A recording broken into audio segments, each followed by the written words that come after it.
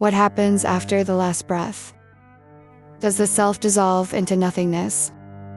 Or does it pass through mysterious realms beyond comprehension?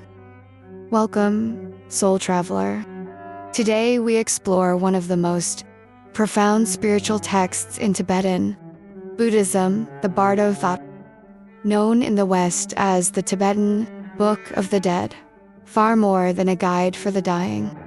It is a map of consciousness, a doorway to understanding what it truly means to exist and to transcend.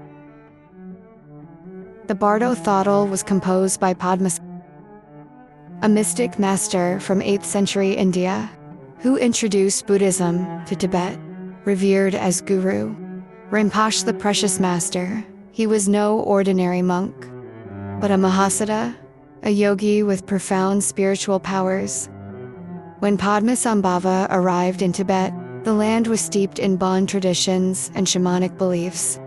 Through tantric rituals and wisdom, he integrated these local forces into a unified spiritual path. His greatest legacy was not only founding monasteries, but offering a guide for both the living and the dying to reach liberation through the mysteries of the Bardo. The Bardo Thodol outlines 3 key transitional states. 1. Chakai Bardo, the moment of death.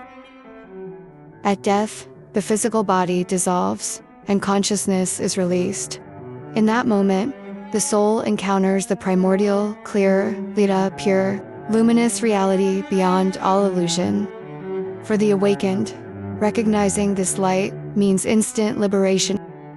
But for most, the mind, still clinging to ego and fear, recoils. The chance slips away, and the journey continues into deeper Bardo. 2.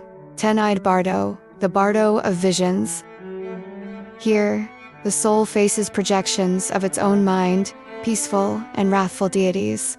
These are not external gods or demons, but aspects of our consciousness, the suppressed, the feared, the longed for.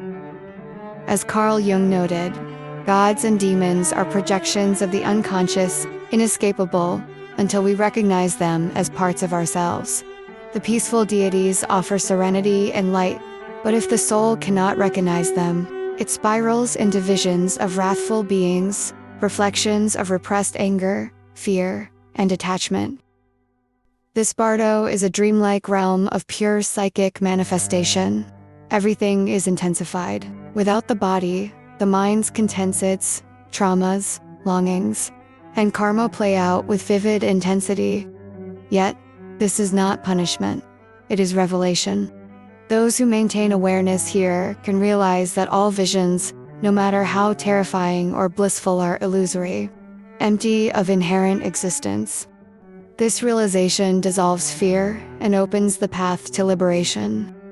3. Sidpa Bardo, the Bardo of becoming.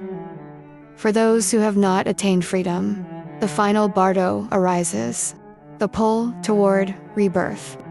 Here, karmic tendencies drive the soul to seek a new body. Desires and fears draw consciousness toward visions of couples in union, symbols of conception. If unprepared, the soul instinctively chooses rebirth, often repeating patterns of suffering.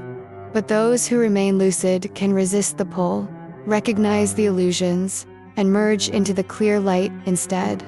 Rebirth is not random. It mirrors the inner state of the soul. Every unresolved emotion, every attachment, determines the shape and nature of the next life.